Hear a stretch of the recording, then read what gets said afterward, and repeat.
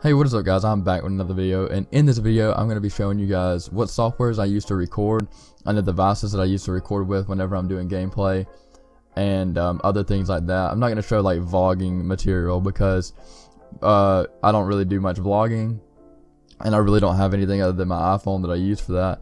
But to get started with, I will show you what I use to record my gameplay. So it's right here. It's also what I'm using to record with right now, which is Bandicam.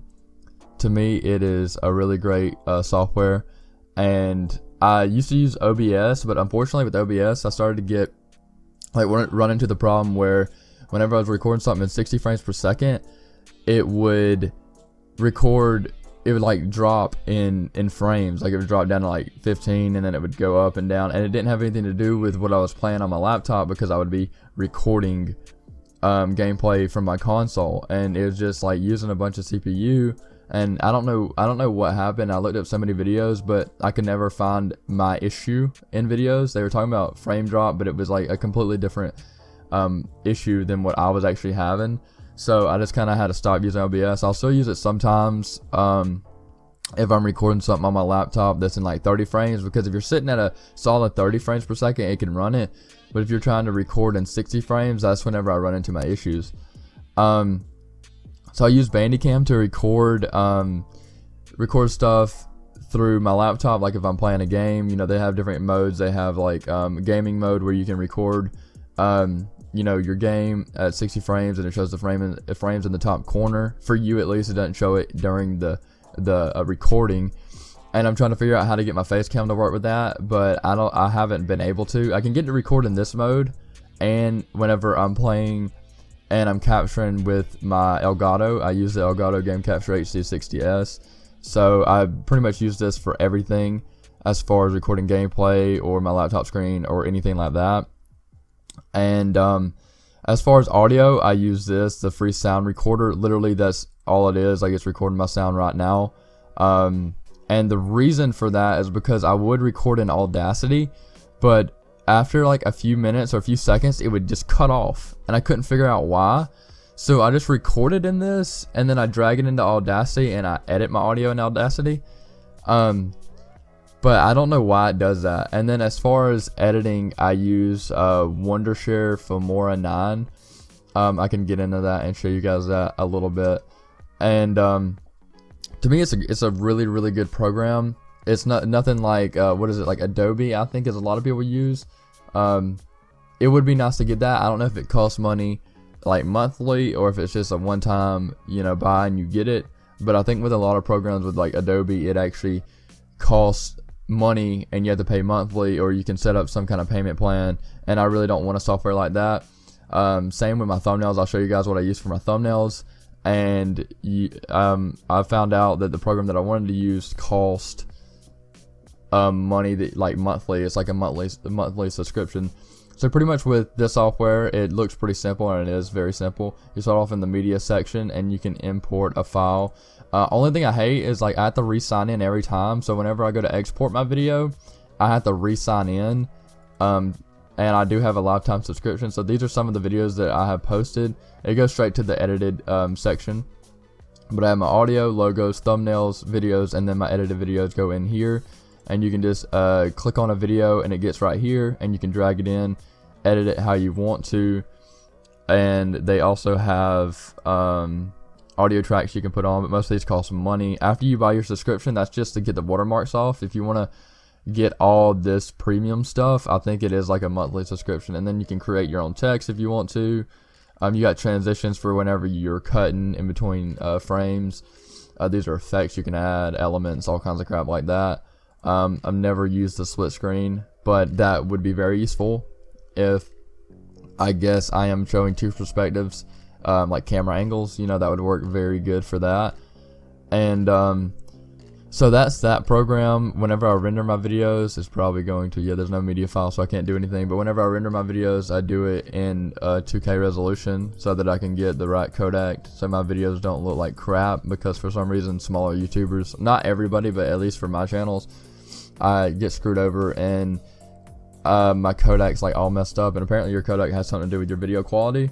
And if I don't render my videos in 2K resolution, even though they're recorded in 1080p 60 frames per second, then I will have like a blurry pixelated video, and no one wants to see that. So that's why if you go to watch my videos, it says 1440p 60, because you can watch it in 1440 60 frames per second, but it's only recorded in 1080p.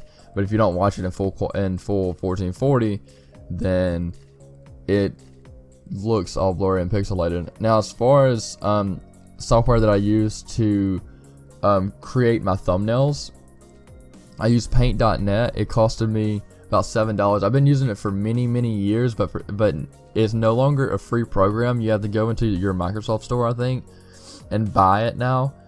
So apparently they took over, and it is about I would say it's about I think I spent $7 on it.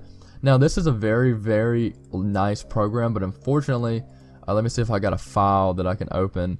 I don't know if I want to open one of my old thumbnails. I guess I kind of have to. I don't really have anything else to open. So this is one of my old thumbnails that I made for a Conan Exile series. It's okay. It's not really the greatest. But like, just say you wanted to get rid of all the text and you just wanted this right here, which I've already put edits on this. So if you want that, like, you would create a new layer, and you'd have to get this line and curve tool, and you would pretty much have to outline it completely. Just say I'm just going to outline, just outline this.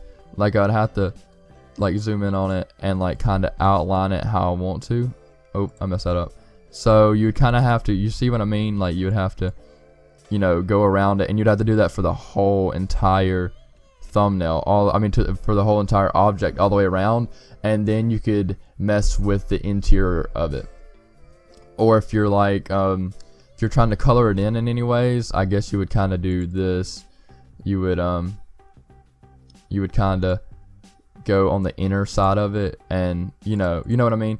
But unfortunately, it's very time consuming, so my thumbnails might not look like they have a lot of work put into them. But sometimes whenever I am putting like items like this in, it actually does take time. Now, a lot of times you can find a PNG that works just fine, or if you find one that's not a PNG and you select the background with like this tool, like you see how it selected all that crazy stuff, you can, like, if I wanted to select this, you can go to this, the tolerance percentage, and you can drop it more and more. See where it's selecting all that, and I can click delete, and it didn't delete my text, didn't delete any of that. I can do it again. It's not selecting anything crazy, so you can click delete again, and you can also take this tool if you wanted to delete, just stuff like that. But I mean, it still takes time, and I can get it to where I have everything deleted except for the text and the thumbnail. But the software that I want to use is Photoshop. Adobe Photoshop, but it costs like $20 a month, and I really, for as much as I post, I try to post as much as possible. But with me going to school and having work part-time, I never really have time to upload. So weekends are good times for me to upload sometimes, but at the same time I also have homework and studying to do, so it's probably going to hit me really hard, and my posts are going to go down more and more as the semester goes.